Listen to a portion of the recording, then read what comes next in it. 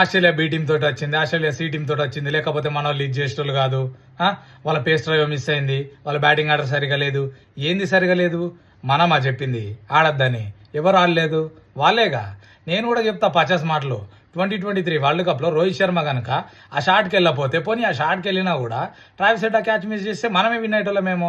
రోహిత్ 100 కొట్టేటోడేమో. తెలుసుగా daddy 100s Australia మీద కొట్టి ఉన్నాడు ఆల్రెడీ.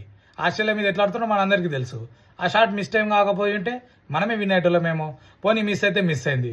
మధ్యలో హార్దిక్ పాండ్యా ఉంటే హార్దిక్ పాండ్యా వచ్చి ఓ సెంచరీ కొట్టేటోడేమో, లేదా 80-70 నాకాడి మంచి టోటల్ ఇచ్చేటోడేమో, ఆస్ట్రేలియాకి అడ్డంగా నిలబెట్టోడేమో.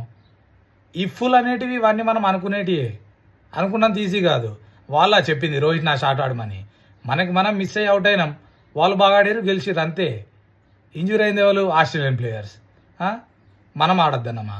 ఛాంపియన్స్ ట్రోఫీ నడుస్తుంది, ఆడాల్సిన బాధ్యత ఎవరిది? వాళ్ళది.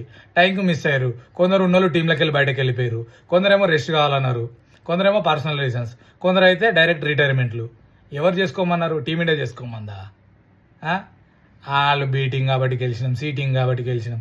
ఏంది ఇది?